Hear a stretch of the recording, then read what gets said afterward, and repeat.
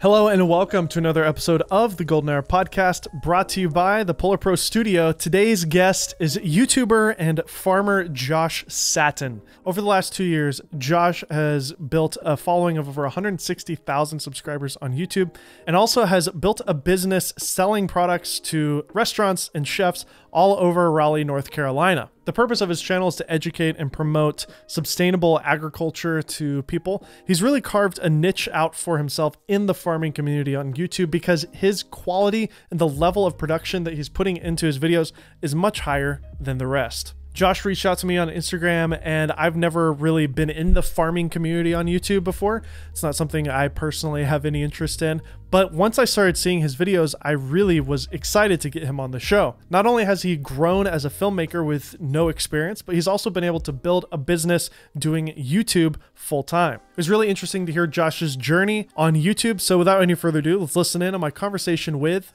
Josh Sattin. So Josh is a content creator, YouTuber, and he actually reached out to me, I don't know, a couple days ago on Instagram.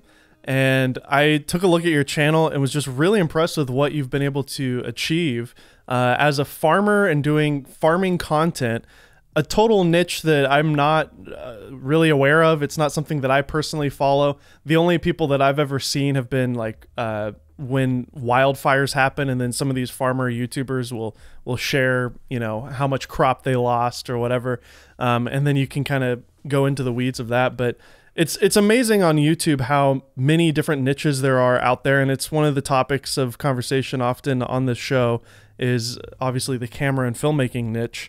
But you're in the farming niche, and you've got over 160,000 subs. You're gonna hit 200 before you know it, and this, I assume, is, if not your main full-time thing, you know, a pretty large size of that. Obviously, farming itself has income involved. But tell me about yourself. Tell me about the channel, how it came to be. You mentioned you were a teacher. I mean, let's just get kind of the nutshell of Josh to get started here.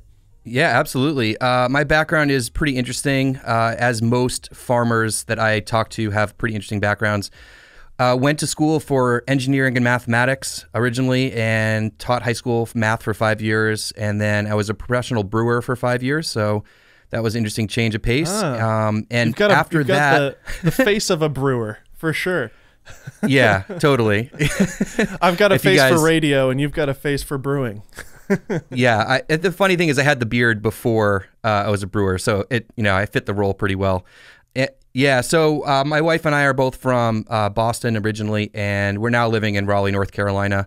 And when we moved here, we kind of wanted to live a little more sustainably. We both grew up really urban, and so we bought a property that has 2 acres. Nice. Most of it's wooded, and just, started like, let's grow some of our own food. We got some chickens. Sort of started to think about homesteading, which is kind of like that, people that are growing their own food, living a little bit more sustainably. And I just caught the bug hard. I set up my vegetable beds like the pros do, and I just got really, really into it. I'm just the kind of guy that just gets really into whatever I'm into. And so a previous business of mine, I owned a homebrew store, so selling ingredients and equipment to people that are, looking to make their own beer. And my biggest thing that I struggled with and that I learned from was I was terrible at marketing. I was like, I have no idea what I'm doing. I didn't want to put the energy in. I thought people would just show up, and the business was okay, and I did sell it when we moved. But when I started a farm here, I was like, I gotta start marketing. So I got on Instagram and just worked really hard. I have no background in marketing. As I said, engineering and mathematics. I always thought marketing was like this dark magic. And so to me, I just really tried to build my Instagram account. That was my first foray into social media, and I posted every day for a year, and tried to really put a lot of thought and effort into each post. And I started getting a lot of questions about content, in terms of how to farm, growing techniques, things like that. And I started making short videos, and now when I look back on them, they're cringy. But, then it was, 59 seconds, right? Because this was really before any of the other things in Instagram. It was pretty basic. And I just wanted to make more longer form content. And I've been watching tons of YouTube content, learning how to grow food and farm and all that kind of stuff. And there was a couple people out there. And I just, as the teacher inside of me was like, let's start YouTube. And So that was my first video when I went up just over 2 years ago. So it was like the end of March 2019. And yeah, so I just started there. I didn't expect this kind of growth, or it's been crazy. That's all I have to say. So I got your channel pulled up right now, and I go back 2 years, and it's amazing. Some of your early videos have a lot of views on them. Like one of them, how to start lettuce seeds, has almost 100,000 views now. The new garden beds, no till with chickens, has over 600,000 views. And then a year ago, you had a video called "A Trellis to Make You Jealous," which is an amazing title. That video has over 2 million views. So you definitely tapped into something that a lot of creators never get the chance to have, which is a very early kind of success. I don't know if some of those videos, now that you have been more established, people are going back and seeing those, and YouTube Suggested is kind of pushing those to them. But did you see some early, success, or maybe were you a little bit surprised with the response from some of your early videos? Yeah, blown away. I was sort of, I was watching a lot of YouTube videos, so to me, I could sort of have a little bit of a game plan of like where I wanted to fit in with the other people creating similar content. Mm-hmm. And I tried to keep my niche obviously very specific about small scale, like sustainable agriculture. Sorry, I forget I'm not talking to like, shop talk. Farming people. Yeah, totally. I mean, from now on, if he says ag, you know what he means. So agriculture, yeah. And so I sort of had an idea, like I want to keep it narrow, but as wide of a scope as possible. So my channel's really geared towards anyone from like small scale home gardening to more like homesteading, and then to small commercial growers. And I'll get into more of the types of content, but to answer your question, the growth was crazy. That first video, Trellis to Make You Jealous, that was about 2 months after I started my channel, and that went completely viral. That's amazing. And it was crazy because there was when it went viral, there was days I got like 2,000 subscribers in a day. Like, it was mind blowing, and incredible. Yeah, and that pushed me over the monetization point. And the crazy thing is, after applying for it, I got monetized in 4 days, which was crazy. Nice. So from then, I'm thinking, all right, well, I gotta take this a little more seriously. I invest more time, and took as much as I could, making all the money I made from just dumping it back into equipment and teaching myself how to be a better filmmaker. That's amazing. And what was it about that video that kind of triggered the algorithm, if you will? Were you able to go back and kind of, now that you know what you know, was there something about A Trellis to Make You Jealous that that took off like crazy? Is it just a popular topic? Did it get hooked into some sort of blog or something like that? Like, what happened? Yeah, not that I know of. I mean, I think it's sort of classic, YouTube strategy. Good title, thumbnail. Obviously, it's like a nice photo, good title. And for me, before I posted it, I actually had looked at all the other trellis videos. And if you guys don't know a trellis, it's a structure that you can set up in your garden where tomatoes and cucumbers and stuff like grow up them. And so I was going to post it out, and it's, it's a timely video. So people are they're planting out their tomatoes in the spring, and then they get big and they go, hey, I need a trellis system to have my tomatoes grow up them. And so I posted it right at the right time. And I looked at the other videos that were out there and kind of just figured out where mine would fit. And with a lot of my content, it's very direct, it's very informational, very educational. And the funny thing about that video, I've obviously spent a lot of time analyzing it, is the audio is terrible in that video. I had just got a new camera, and like I didn't have the audio up high enough on the microphone, and I don't even think I knew how to turn it up in the computer. So yeah, I mean, it was 2 months into YouTube, and I don't really have a filming background at all. I mean, really not much, pretty much none. Well, you wouldn't know now. I mean, we're looking at, on the YouTube video here, you got a nice FX6 with a Shure SM7B. Your shot looks better than mine, so, which is kind of funny. Well, I love it. I said earlier, I just get into whatever I'm into, and I love the gear. I love the cameras. I'm always looking to eke out a little bit of quality, and I think some of the videos that I do, especially when I'm filming other people and I go to visit other farmers and check out their farms, and I do tours and interviews, and I just want to make them look as beautiful as possible, because there's so much beauty in the way that these people are growing food, and I just want to do them justice. So to me, I'm always like, how can we make this look better? How can I improve my quality? And then I do a live show every 2 weeks. So that's why I have this microphone. Absolutely. So as you started to develop your skill as a videographer, if you will, and a YouTuber, what were some of the things that you started learning along the way that have made your channel grow even faster? I mean, you know, if I look at most recent videos and compare it to your oldest videos, one of the things that really stands out to me is the vividness of the colors, the clarity of your thumbnails, really clean and well composed thumbnails. Have you seen, you know, a change in that? When was that light bulb moment for you? And how did you even learn to do that in the first place? Because now you're essentially a photographer and a filmmaker.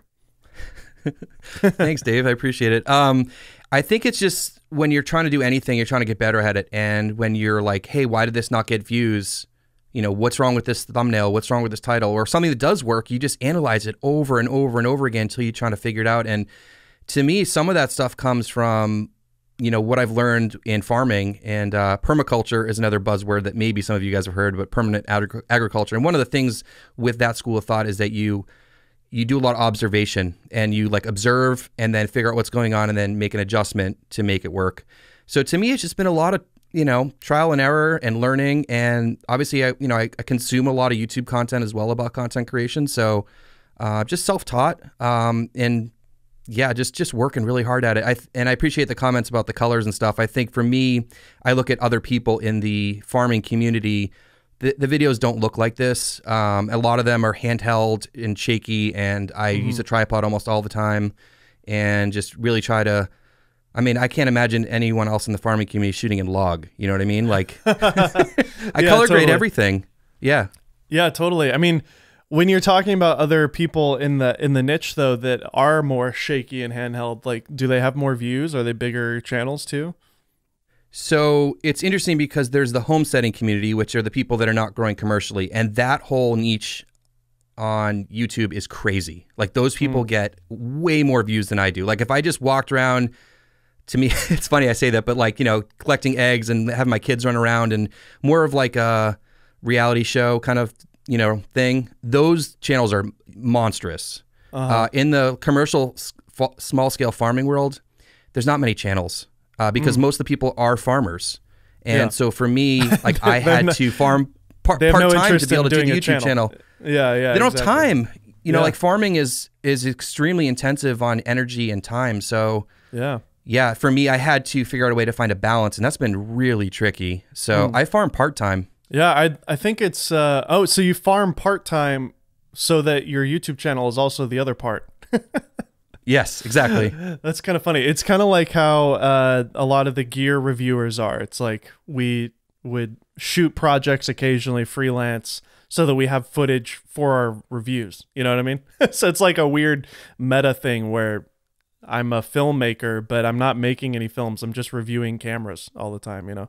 So, that's why I'm leaving the space, honestly. But anyways, what's interesting though, and something that I picked up on recently from hearing Mr. Beast talk and hearing Hayden Hillier-Smith in our interview, who's Logan Paul's editor, they intentionally shoot handheld. They intentionally shoot rough and dirty. And we're talking about Mr. Beast, you know, one of the biggest YouTubers on the planet right now. He said in his interview with Colin and Samir recently that, like, he chooses to shoot on crappy cameras and to not make it look good. So that there's an intentionality behind that, but there's also the flip side of, like, you're filling a niche that isn't there. Nobody is doing what you're doing, so you're kind of, you know, you stand out above the rest. You know, so I think there's value on both sides, but it does make sense to me that, you know, the homestead reality show type people who just shoot on probably like a G7X, you know, vlog style, with shaky footage and bad audio, they probably get more views because it's more relatable and there's a personality behind it, you know.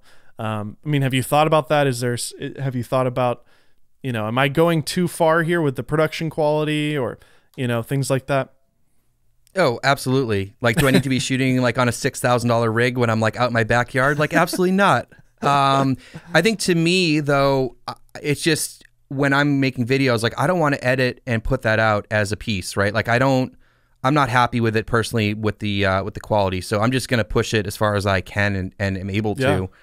But I think a lot of that homesteading content, it's about the content. Like, not a lot of people are growing for profit. And so some of my content doesn't get as much views because it's, the gardeners aren't really, interested in that material, but that's what I'm doing. So that's what I'm sharing. Yeah. And I think in a way too, because you're doing commercial stuff, like it's a reflection on your product too. So you want to make high quality stuff, because if somebody sees your video and then they actually end up being a client, it's kind of a reflection on, he's like, Josh is high quality, he's doing this and that. And like, his stuff is way better than everybody else's.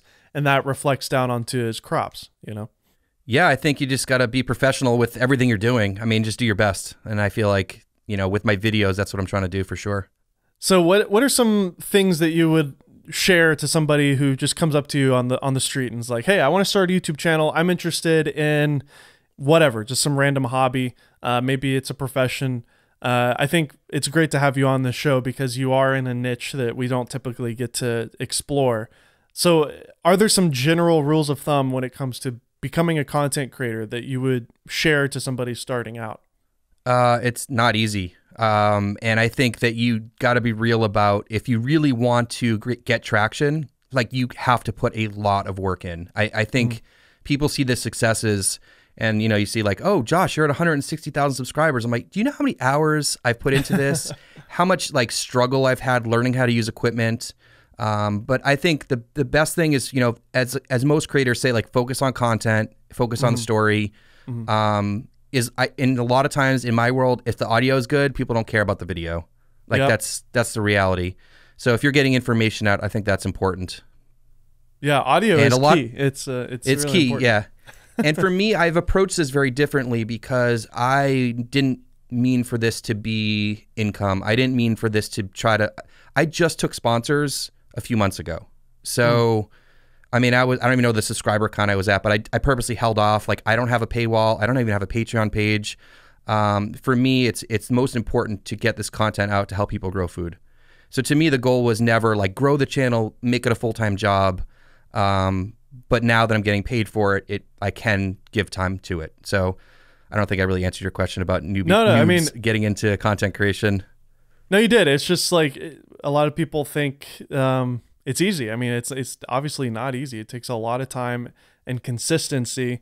For me personally, when I was starting my channel, it took about a year of posting twice a week, every single week, nonstop, to like get to a point where sponsors were coming in. And, for me as a camera reviewer, people were, companies like Sony and stuff were starting to reach out and whatever. But it was a full-time job, and it's hard to think about, starting when you're also doing something else part-time. So it just takes a lot of hard work. But the great thing is there's no barrier of entry other than work. There's nobody, at the gate saying you can't come in here because you're not this person or that. Like, you can really do it no matter who you are. It's pretty amazing. Yeah, I think one of the most beautiful things about YouTube, I just love YouTube for so many reasons, but one of the most beautiful things is that everyone uploads the same way. Like everyone pushes upload the exact same way, no matter who you are, no how big or small your channel is. We all go through the same way that we upload video, and same analytics and all that stuff. And that's really special. And I think another thing I want to point out is consistency is key. We set these, as creators, we set these ridiculous goals on ourselves, like, and no one's holding our feet to the fire. Like, for me, I post twice a week, and I had to make a schedule or I would slack off, because there's always something else. You're like, I don't feel like filming today. I don't feel like being on camera. And, you just don't want to put it on that day. But to me, I post every Monday, Thursday, and I've stuck to 2 videos a week pretty much for 2 years. That's awesome. I flirted with 3 a week. I actually did daily videos for a month. We could talk about that if that's something that's interesting. So I think consistency is key. Oh, tell me about your daily month. Why did you decide to do that, and how did it go? So this was very interesting. I would never do it again. I think I've always been fascinated, which I'm sure a lot of people listening to this, about daily vlogging, or just, that really consistent vlogging experience. Like, everyone watched Casey and loves his work, but man, when you try to do that, it's wild. And so I never wanted to vlog daily, but what happened when COVID hit, I noticed that YouTube went pretty quiet, like really quiet, like across the board, different genres, different niches. Like no one knew what to post content about. No one like, can I just post a camera review right now? Like, really? Do I need to like do a review on this lens? Like, who cares right now? It got really serious. And in the farming community, there wasn't a peep out of anyone. And so I did just the opposite. I was loud. I was like, I'm going to be here for you guys. I'm going to show you what I'm going through.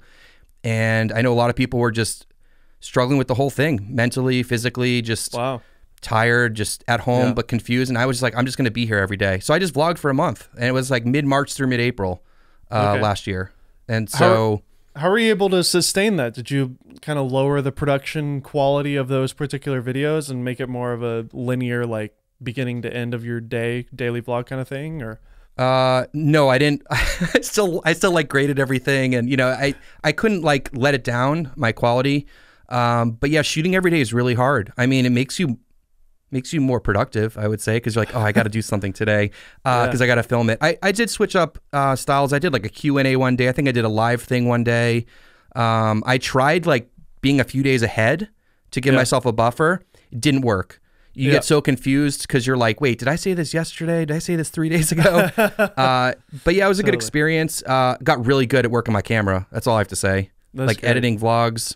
Yeah. I think it really helped with my workflow. Like when I do a vlog or any sort of vlog style content, it's so easy now. It goes quickly. Absolutely. I think if anybody's got a YouTube channel and they've never done daily and it's a channel that could potentially do it, I think it's doing what Josh did is maybe a good idea, just to learn what Josh learned there. Like you really get to know your camera, you really hone in your productivity. If you have a set, especially, I think once you start doing daily content, you figure out your lighting and like everything to just be as turnkey as possible so that you just turn it on and go. I am good friends with a guy named Levi Allen who has a channel and he does van life stuff. We had him on the show, and he worked with Casey Neistat during that time when Casey was doing the daily vlogs. He helped him shoot one of them. And he told me how unbelievably just productive he was and efficient. He would pretty much only film for about 4 hours and then he'd be done with the whole thing. And he knew exactly where he was going with it. He had like bullet points on what to cover as far as a story. And he just would kind of just push record, say his line, hit cut, move on to the next thing, record, cut. Like he was literally editing it live. He wouldn't just ramble. That way the editing would be much faster because you're able to just one take. But he was also in that perfect headspace of like doing it every day for 2 years. I'm sure he just got into such a good rhythm that it became just second nature for him. But obviously it's kind of sad that he stopped, but I understand that it was taking a toll on his marriage and his life as a father as well. So kudos to him for stopping. But it's crazy though. I definitely cleared that with my wife before. I was like, is this cool? Like, this is a commitment. You know, 1 month I made commitment, right? 1 month commitment. I had no plans of sustaining it. But I think there's a lot to say about the workflow there.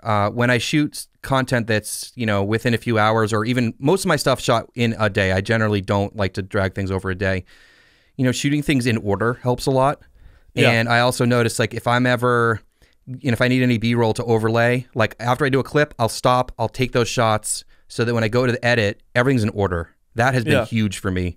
Absolutely. And I also try to edit as quickly as possible after shooting, because the longer you wait, you have to go back and look through footage. But how was I trying to plan this out?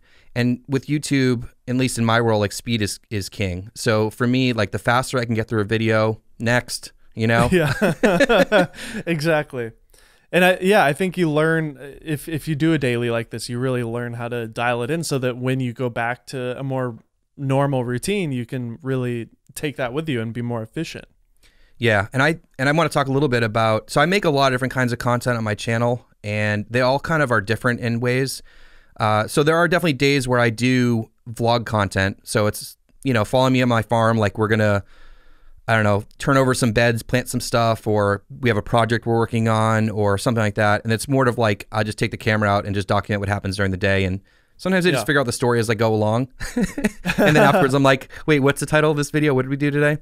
And then there's videos that are much more instructional, you know, like much more purposeful. Well, I'll actually like write out an outline. I never script anything, but sometimes I'll have talking points. And those are a lot harder for me because they take a lot more thought, and I feel like a more formal teacher in that way. And then the interviews and stuff. And that's a whole nother skill set that I didn't appreciate at all until I pointed a camera at someone and started asking them questions. It's hard, especially when you're a one-man band. You know, you're worried about, you know, producing, directing, filming, audio, and everything for me is outside, run and gun. Like I don't have any lights or anything, just working with the weather. So yeah, it's been wild trying to learn how to do all those things. That's amazing. You've become a producer and like a reality show producer, essentially. I mean, it's amazing. Sometimes it feels like that. I know for me, like being a wedding videographer gave me the skill set to do YouTube because it was similar where you would have occasions where you got to have perfect audio of the bride and the groom during the ceremony, and you've got 5 cameras during the ceremony and a drone shot. And we would do same day edits sometimes where we'd edit the whole thing during the reception and then play it at the reception. And, you know, the speed angle was so essential. So there's all sorts of different things that you can do to kind of like get your skill set going. And I don't know, that was a little random tangent. What do you edit in, by the way? I use Final Cut. DaVinci. Really? Okay. Tell me about your experience learning DaVinci and using that as your professional tool. It's a really powerful tool these days. Yeah, I mean, I have no background. So for me, it was like I was editing on my phone. The first, I don't know how many videos I shot on my Pixel 3 with a small microphone. And I was like, you know, my first camera, I know is your favorite camera, the M50. So heck yeah, that camera, I made a lot of money off that camera. Yeah, that's what I'm saying. So did I. Yeah, well, so affiliate sales is what I mean. No, I just mean like making videos. But yeah, no, totally. Totally. The camera continues to be popular still to this day, which is mind blowing. I get it. It's an easy camera to work. Absolutely. Yeah. And so I had no background. I'm a PC user, so to me, Final Cut was not an option. Yeah. And when I first started, I don't even remember. I was using something else that was free for a few rounds, a few videos, and then I was like, "Wait, DaVinci Resolve is free? Like legit free?" It's straight up free. And I watched some videos, and everyone's like, "This is like a professional tool." And I just started using it, and I taught myself. And I don't know, maybe a year in, I was like, "All right, let's see what's up with Premiere." And I downloaded a trial, and I edited a video, and I was like, I like DaVinci better. You know, like I just it is better. It's so much faster. The UI, the way it's designed is much more suited for a faster style of editing, which obviously lends itself to YouTube. It's kind of crazy to me how many people use Premiere that are YouTubers. It's such a slow program. I don't know. I'm gonna probably debate this with Sarah Dietschy in the next episode because I know she's a big Premiere person, but I think Matty Hapoya just switched to Final Cut. He was talking about it on Twitter, so which is crazy. Okay. He's been such an Adobe guy for years. But Premiere or not Resolve and Final Cut are very similar. So if you're a PC user, absolutely look at Resolve. They've kind of unashamedly like stole a lot of things from Final Cut in terms of the way the timeline works. But they also took things from Premiere as well that people kind of get annoyed by Final Cut with like the magnetic timeline and stuff. But the amazing thing about Resolve is that they've updated the audio stuff now. Like really, well, there's a ton of great audio plugins in there. You also have, of course, the incredible color grading built in. So, I mean, you shoot on a FX6 now for your videos, or maybe an A7S. I don't know. Yeah, the A7S III is like all my filming myself stuff. I just picked up the FX6 recently, which was a big purchase for me, and sort of an investment in myself. And I dabbled with some other larger cameras before, but I was never really ready for them. And I feel like now I can actually like have the skill set to use it. Totally. And I generally bought it for when I'm out filming other people. Like I couldn't imagine filming, unless I was in a studio all the time. I can't film myself with an FX6. It's just too cumbersome. And yeah, it's not designed to be. The great thing about the hybrid cameras is they're small, lightweight, and they're kind of made to be run and gun, like, for YouTubers in a way. And they take pictures for thumbnails. So yeah, the A7S is just Man, that camera, it's just incredible. It is. It just blows my mind. I wish it had built-in NDs, which is why the FX6 is a good option. I feel like for you, especially, having built-in ND is crucial because you're outside so much. It is, yeah. I think that was the main reason. I really just, still now, I'm like, do I really need an FX6? And I'm like, it's really the ND filter. Like, to me, that's everything. When I'm out, filming by myself, I just keep an ND on the lens all the time. And, I can't get exactly the aperture that I want all the time, but sure, because a lot of times I'm just out in the sunshine, and I don't wait for certain times to shoot. Like if I'm in the middle of something, I pick the best angle I possibly can get, and I just got to roll with it. And sometimes it just doesn't work, and sometimes it's better than other times. Have you found some little tactics to like get you, good looking shots even when the sun is just super high and super harsh? I mean, are you looking for shade and things like that when you're filming? Absolutely. I think the A7S was a game changer for me in that I don't have blown out skies anymore. And the dynamic range is just insane. Like I don't blow out skies anymore. And so for me, that's been really helpful in that I don't stress about it as much. Yeah. But yeah, a lot of times it's like I'll be in the shade and it's like the background behind me is super bright, and I got to be careful about it. But sometimes, like if I'm in a greenhouse and I can only point the camera one direction, either I have to wait like 4 hours or you just got to get the shot. And so to me, I just got to get the shot and just make the grade as best as possible.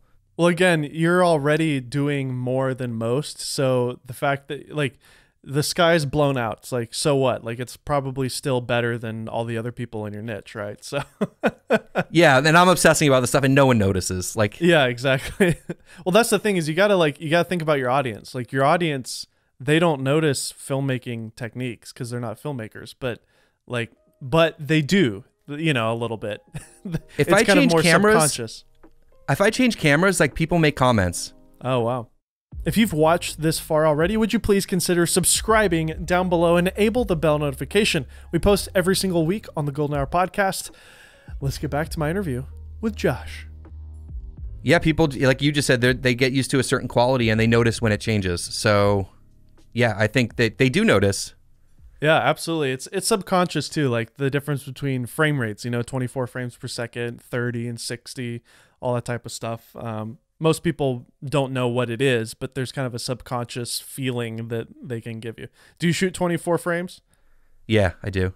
Nice. I have, before we started here, I told you I'm shooting this in 30. I have switched over to 30, even though I've been a 24 guy forever. Are you getting hate for that? Like, are people hating on you, Dave? Well, this is the first time I'm announcing it. That tells you how much people notice. But my friend Jevin Dovey did a great video comparing 24 and 30, and I think like the smoothness that those little extra frames give really make it feel less jagged, especially when you're doing motion shots. And TV, TV is always 30, so people are already used to seeing it. And in a way, YouTube, I don't see YouTube as filmmaking. I see it more as TV. So I'm kind of matching the format of what I believe YouTube is, which is more of a TV format. So also I'm starting, part of the reason why I'm building this set is because on the other side, the opposite side of this set is my next venture, which is an entertainment and comedy reaction channel. And it's going to be more for teenagers and stuff like that. So, shooting 30 for that I think makes more sense. So I haven't really experimented with it. I just know like when I started, like all the nerds are like, you got to shoot in 24. So I was like, all right, I'll shoot in 24. I get it. Well, it's fine with me. Maybe you should do some tests. Shoot an entire episode in 30 frames per second and see if you like how it looks.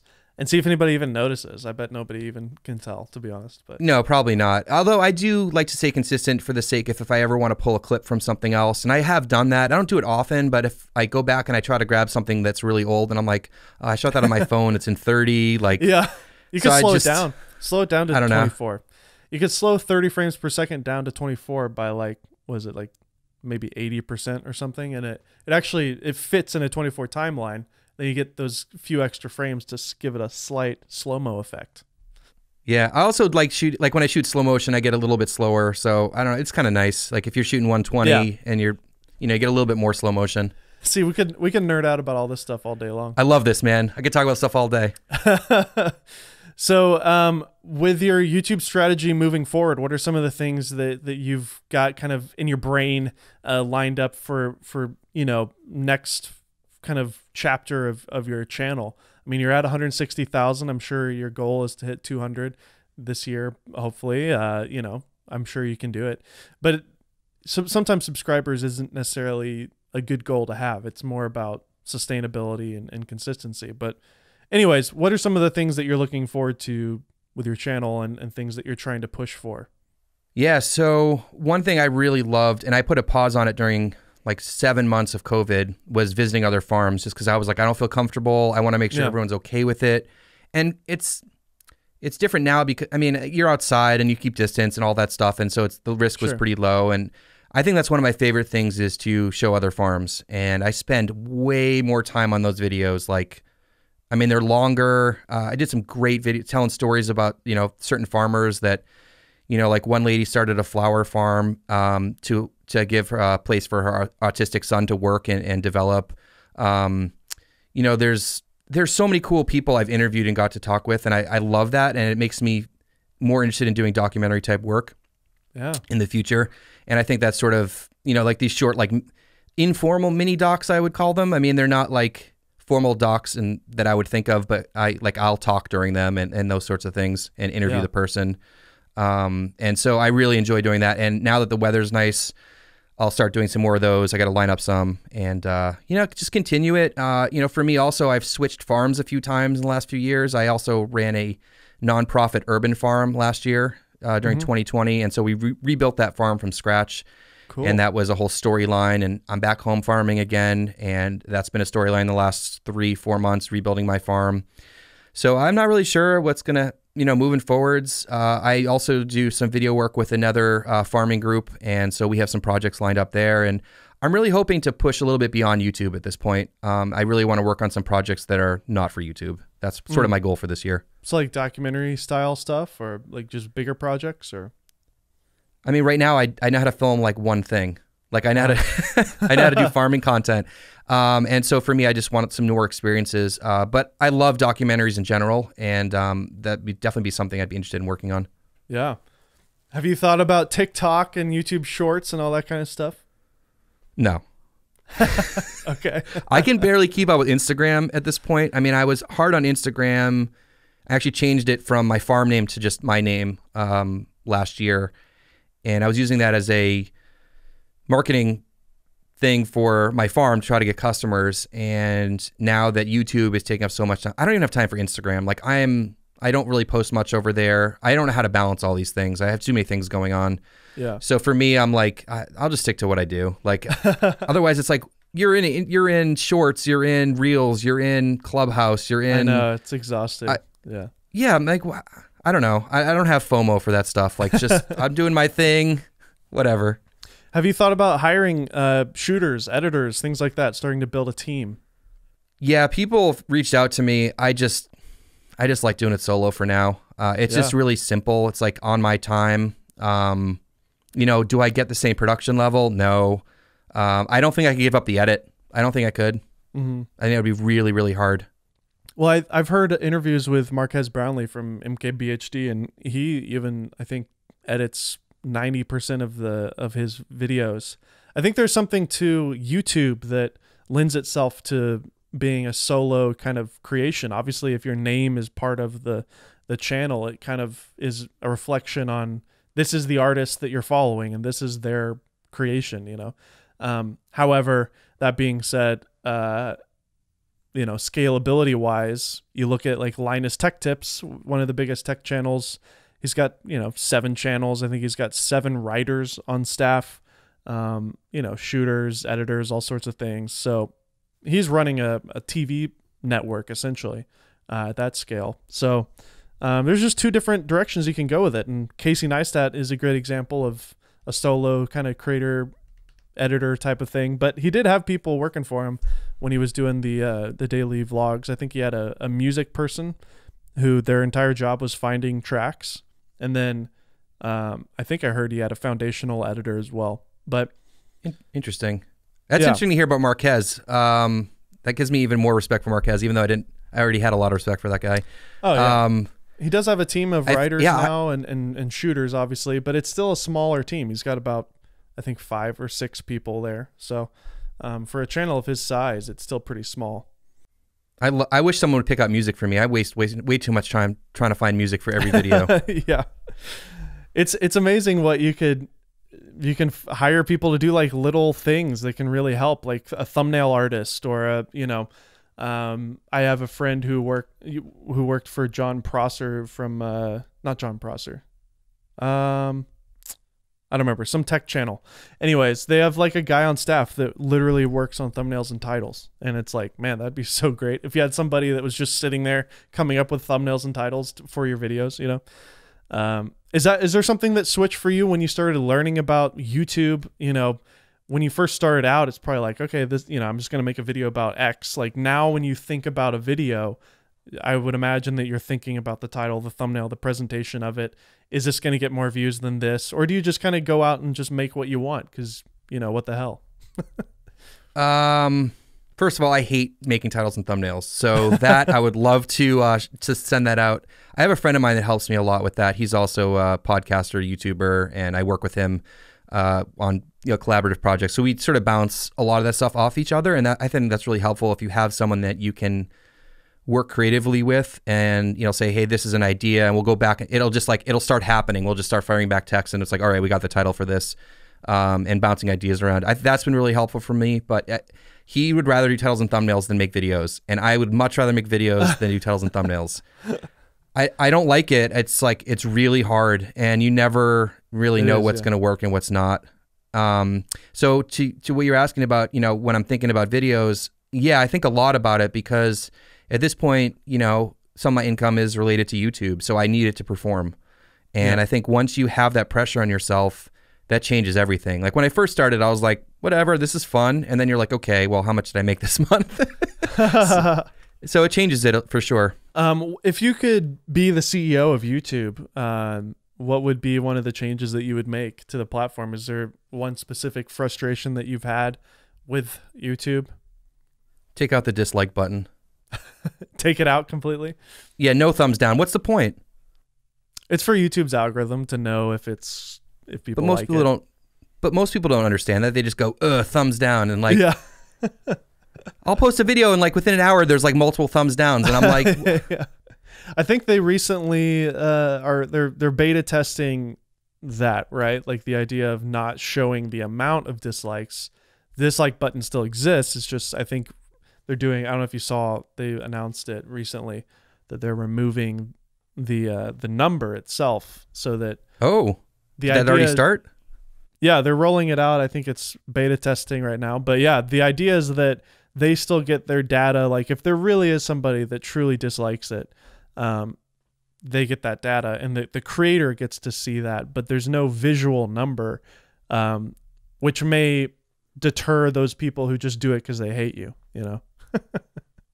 Are they? Well, that was like a failed experiment with Instagram, right? Didn't they try that in like Canada?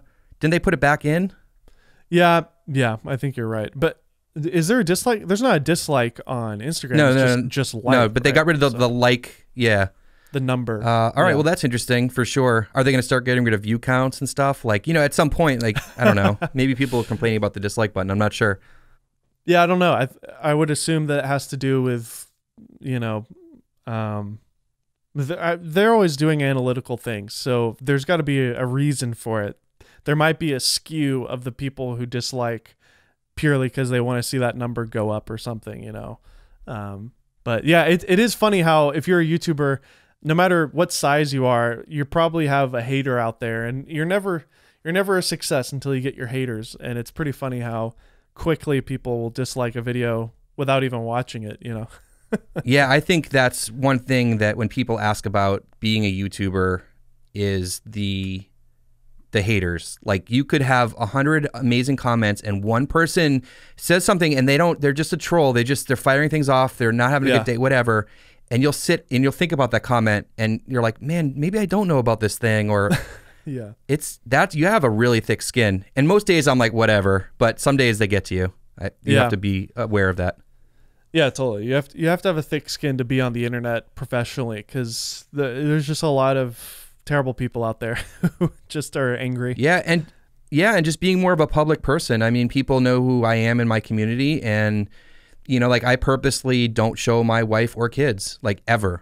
Like that is a separate thing. I don't want anyone saying like, oh, I recognize you from this, or like, no, that's completely separate for me.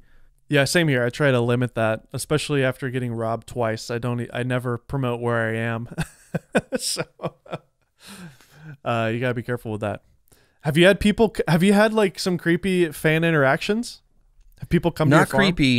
Not creepy. Purposefully, like, I don't have my address listed anywhere for my farm because it's my house. But last year when I was at the nonprofit farm, that's obviously public. I mean, I told people where I worked, and people would come by. Like, it was, David, it's crazy when you start a YouTube channel. You don't have to know anybody. You just start posting videos. Like, that online community could be all over the world. And it's one of the reasons I wanted to run the nonprofit farm. It was to be in person and education and all that stuff. And then COVID hit and we had to, like, all that stuff got thrown out. But for the first like month, I would say that after I started working there, I had probably 2 people a day come by. Wow. Just like, hey, I love your channel, man. I just want to say hello. And I'm like, oh my God, these are real people that watch. These aren't just subscriber numbers and views. Like, I think you forget that all the time, that there's actually people watching all this stuff. And 100%. We get really caught up in the analytics. Like, oh, I only got this many thousand views, or, I got to keep in perspective sometimes. But no, I haven't had any really creepy people. That's good. That's good. Maybe it's because you have a good community of people and you've been able to foster that. But I think after the whole COVID thing happened, obviously there haven't been any events, and those were some of my favorite things to do as a gear reviewer, was going to NAB and Cine Gear and CES, all these places where people who watch my type of content go to hang out. And it was just so great to meet people in that niche who watch our videos. And it's crazy. It's like, there were a couple of times in my life where people, like, literally in public, in a very random scenario with my family, are you Dave Mays? And I'm like, yeah, well, yes, I am. See, Mom, I am cool. Like, but you and I, like, the only people who watch our stuff is the people in that niche. So, I'm not famous at all, just in a very tiny little subsect of YouTube, and same for you. But it is fun and kind of mind blowing, because you're basically just talking to a camera all the time by yourself, either in a room or, in your case, outside in a farm.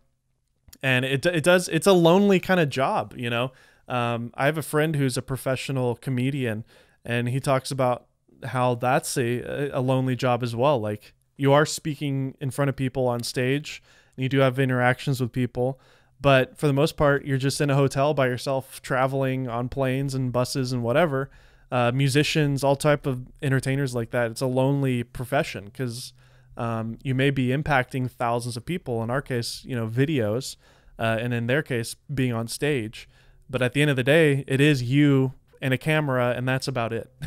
So, yeah, and I think also that there's the mental drain also with YouTube in particular, where you're constantly looking at performance, and it's all very public.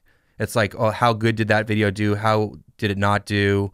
All that kind of stuff, I think, gets sort of overlooked in the sort of like mental taxation of being a YouTuber, and all the interaction with people that just say stuff. Like, they don't have any, like, I'm sure you in the filmmaking world, there's plenty of people that they don't do this professionally.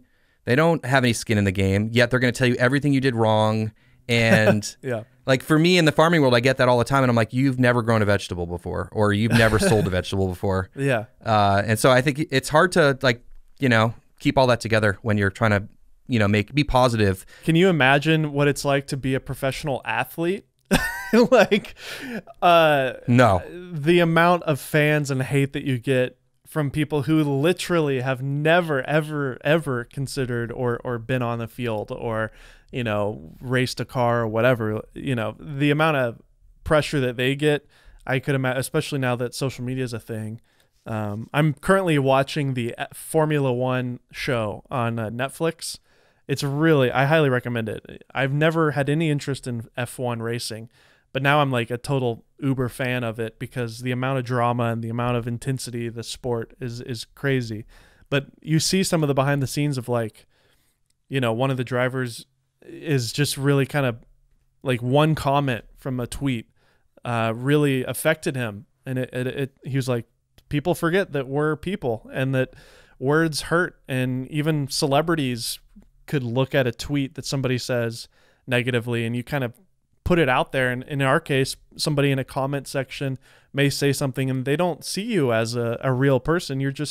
You're a person making videos on the internet. And it's interesting how the human mind works that way. It's like, oh, this thing I would never say to this person in their face, I'm going to say in a comment, and it can really affect you. Yeah, so. I've been more of a fan of the hide user from channel button. I am not afraid to use that anymore. I just, especially the one thing about my channel is I keep it free of politics, religion. Like, we stay focused on farming, like we're on growing food. And so if anyone's in there, you know, being derogatory or wants to talk about politics on either side, you know, if it's left or I don't care, like it's gone. Like it doesn't matter. It's not helping the conversation. So I have no problem with that anymore. Well, that's the beautiful thing about your channel. You're the curator of it in a way, and it isn't a free and open place. You can delete them. And I would do that all the time when I was hosting Indie Mogul. People would be like, "You're not Ted, you suck." I'm like, I'm gonna delete that one. Yeah, I used to feel bad, and now I'm like, just get out of here. This isn't helping anybody, you know? Yeah, exactly. Make sure you hit the viral button. Yeah, that's my favorite. I used to work with clients, you know, in a video as a freelancer, and it was always like, so our goal is to make a viral video. I'm like, well, yeah, okay. I'll make sure to hit the viral button when I hit upload. Right. To me, though, I think there's a lot of the viral thing blows me away. Another viral video I had was last January about a goose that I had, and it's a goose that guards all the chickens, and it got over 1 million views. Wow. So it blew me away. Like, that was a video I made, and I was like, really? A good title thumbnail. I think that's the only thing it has got going for it. I mean, the video is interesting if you care about it, but I think I'm really trying to focus, and back to one of your questions earlier, on trying to create content that's searchable, is what I like to call it. I think you refer to it as like evergreen content, but I always say like searchable content. So for me, it's like a trellis, or, you know, if someone wants to learn how to, you know, transplant lettuce or things like that. Like, those views, if you get enough of those on your channel and they're picking up 500 views a day or a couple hundred views a day, you get enough of those, and all of a sudden, like, your views per day is just constantly higher. And I think that's a strategy that gets overlooked, because I think that we're always trying to get that quick view, or like you get a video out and then you get like a lot of views really quickly, and we're trying to catch that, you know, that title thumbnail game. But I think the long-term searchable content is really what has been very successful for me overall with my channel. So as I'm just being an armchair expert over here browsing your channel, the two things that stand out to me, or the one thing that stands out to me about your two most viral videos, is that they're both very punny, the title. So a trellis to make you jealous. I love my guard goose, period. His name is Larry, period. Like, that's hilarious. I don't see any other like very super funny titles. I'm sure you have some. But maybe that's one of the reasons, is that it's more, the title's more appealing to non-farmers. You know, it's like, oh, that's hilarious. What is this? Like, I don't even know what a trellis is, but that's a great title. And I'm like, okay, I'll watch this. And the guard goose one is like, it almost looks, and the picture is perfect. It's just like this very heroic goose, you know, with his hens, and obviously the concept of that is hysterical, that a goose is like hanging out with chickens there, I guess. At least that's what the thumbnail and title tell me. So I've actually been having that those debates lately about making it more punny. Like, my buddy Jesse, who I was talking about before, he loves like everything's got to rhyme and be a joke, and I'm like, I don't know, is that searchable? Like, are people gonna be like realize that you know, that's what the title is, like, that's what that thing's for? So I think if you can create a clever title thumbnail, but also like make sure that that main word that people are looking for shows up. So like the trellis example, if people are looking for a trellis system for their tomatoes, if they type it in, they'll see the word trellis and they'll see the picture, and then the clever title, like, oh, well, that sounds interesting, click. So I think Exactly. that's what's helpful there. The Guard Goose one, the comment section on that one is incredible. Like it's like out of control. Because people are watching it that have no idea what any of this stuff is. They're like, I'm up at 3 a.m. and YouTube told me to watch it. Why am I watching this? Yeah. And you can't, those are the types of videos you definitely can't plan on. You know, those are kind of just a lot of fun when you get it, lightning in a bottle sometimes. But the thing that's interesting that I've been learning as I'm kind of getting more into YouTube is that, you do want to, a good strategy starting out is playing to the search algorithm because people don't know who you are. But there is a point where you can reach a certain threshold where you can kind of change your strategy to be more like what your friend is saying, you know, because people start to watch your stuff because they know who you are. They're subscribed. They like your stuff. Peter McKinnon and Maddie were kind of talking about that and how they're kind of done with doing tutorials. They feel like it's dead for them because first off, they're kind of bored. It's kind of like, I've done every tutorial I can think of at this point. What else can I do? And so they're going to a new chapter as essentially personalities and creators. And obviously Mr. Beast's videos, they're not searchable. Nobody's searching for, I buried myself alive for 50 hours. Like nobody's searching that.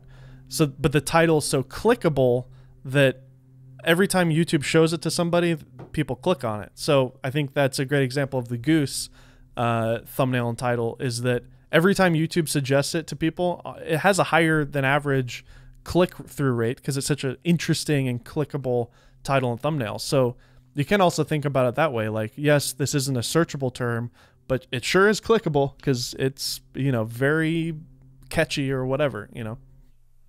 Yeah, I think that style of video, like you were talking about, doing instructional content versus other things for, like, you know, Pete and Maddie. You know, for me, I've always had a wide variety of content on my channel, and I noticed that, like, if I'll post like the same style video a few times in a row, the analytics will get better, and then I'll post something different and it'll tank. Yeah. And I'm like, all right, well, this is just what I do here. I just eat it because I want to produce different kinds of content, and I'm not freaking out about all the views. But I think I think once YouTube knows what you do, they know where to push it. Yeah, they put you in a bucket, and it's just like, okay, this is what he does, and oh, he's not doing that anymore, you know, or whatever. So it's a lot of trial and error and kind of, again, consistency too. Like I've been reading Derral Eves' book, The YouTube Formula. Have you picked that up, or are you familiar with that book? I haven't, no. I'll send you a link. Derral Eves is like one of, if not the expert on YouTube. I mean, he's been around since 2004, 2005 when it started. He's kind of helping Mr. Beast. He's helped a lot of other people along the way. And he wrote this book called The YouTube Formula. And he talks about having different buckets of content that you essentially cycle through each month. So you have, you know, in my case, a review, you have a tutorial, maybe, you know, I was doing comedy music video parodies, you know. So there's 3 different types of content. They all relate to tech and camera stuff. And, you know, on one week of the month, I do this type. The next week I do this type, and so on. So essentially you want to have at least 4 buckets. That way each week you can kind of experiment with one of those buckets. And you can't really, like, the life of a video isn't 48 hours. The true judge of a video is about 28 days. So you post a video, and then 28 days later, you want to look at the analytics. And then, you know, you can obviously adjust that. So each month you do one of these 4 buckets of content that's its own kind of style. And then after you've done about 4 or 5 or 6 of these over a 6-month period, then you really have some good data to look at, to analyze. Okay, after 6 months of trying this, each month it doesn't work, so cut it out. You know, these have been slowly picking up traction and these are working, so let's continue this, you know, or whatever. So that's a good way to kind of experiment with different types of content.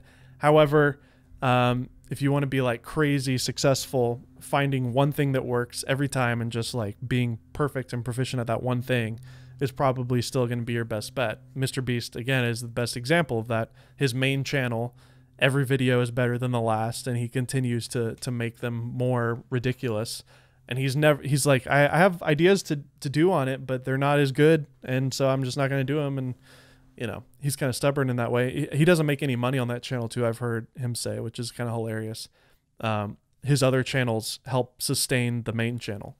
So I don't want to spend that much time thinking about growth on my channel. Like, to me, it's about creating content that's valuable for people that are watching.